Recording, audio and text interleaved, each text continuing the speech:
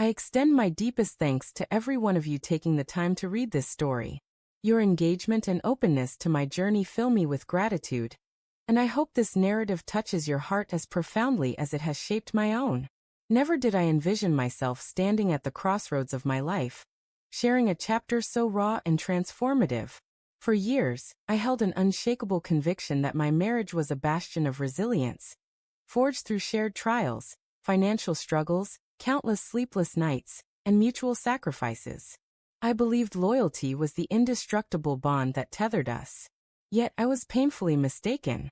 The unraveling began quietly, with my wife lingering at her workplace long after hours, citing pressing projects.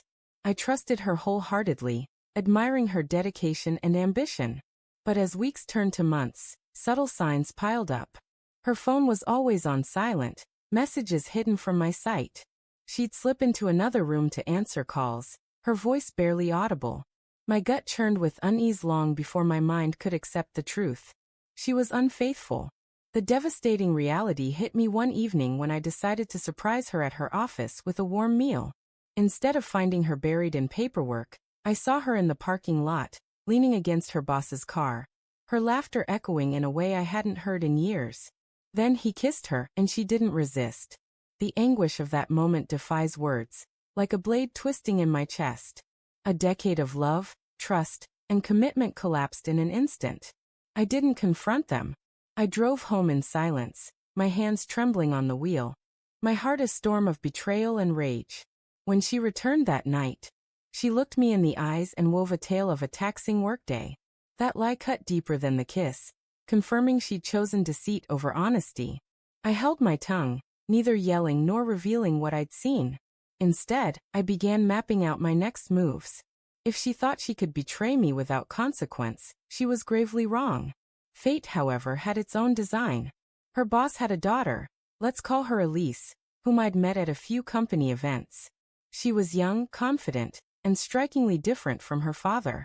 What stood out was her open contempt for him, his arrogance, his hypocrisy, his need to control others. Weeks later, I encountered Elise at a quiet cafe. She noticed my haggard look and asked, "Rough day?" I nearly laughed at the understatement. I didn't divulge everything, but I let slip enough. My wife was no longer the person I thought I knew. Elise's gaze sharpened as she murmured, "I'm guessing my father's involved." That moment marked a shift. She despised her father for his wrongs, and I resented him for what he'd taken from me. Two wounded hearts, united by circumstance. Our conversations became a sanctuary.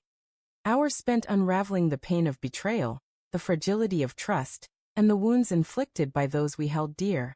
As we shared our stories, a connection grew. Elise's compassion reminded me of my own value when I felt invisible. She showed me I wasn't merely the fool my wife's actions had made me feel.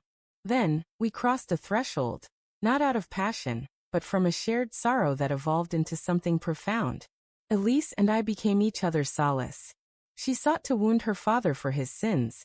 I wanted to retaliate against my wife and her boss for their treachery.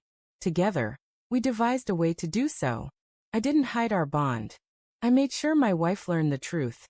One evening, as she walked through the door, I left my phone on the counter unlocked, with messages from Elise in plain view. Her face paled. "You're with her," she cried. For the first time in months, I met her eyes with steady resolve and said, "I simply walked the road you laid out." The fallout was immediate.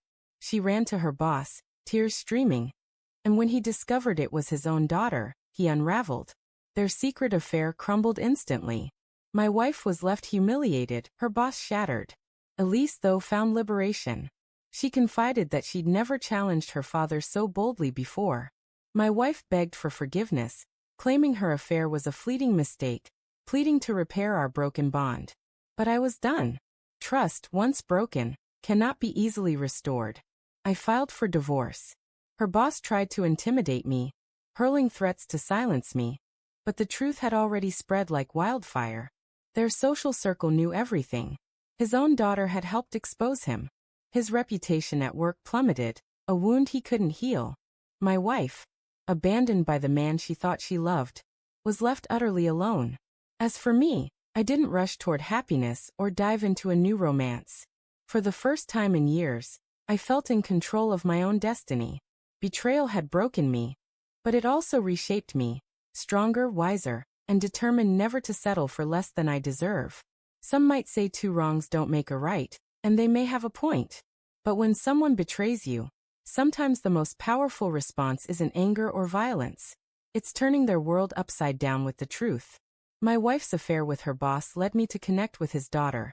And when the dust settled, they were left in ruins while I walked away free. Yet, the story doesn't end with my departure. The last time I saw my wife, she stood on the porch of our old home, eyes red, voice quivering. "Please," she whispered. "Don't leave me like this. We can fix this."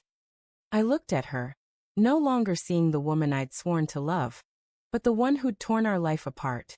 Every smile she'd shared with her boss, every lie she'd told, every late night she'd claimed was work, it all came rushing back. I realized her regret wasn't for her betrayal, but for being exposed.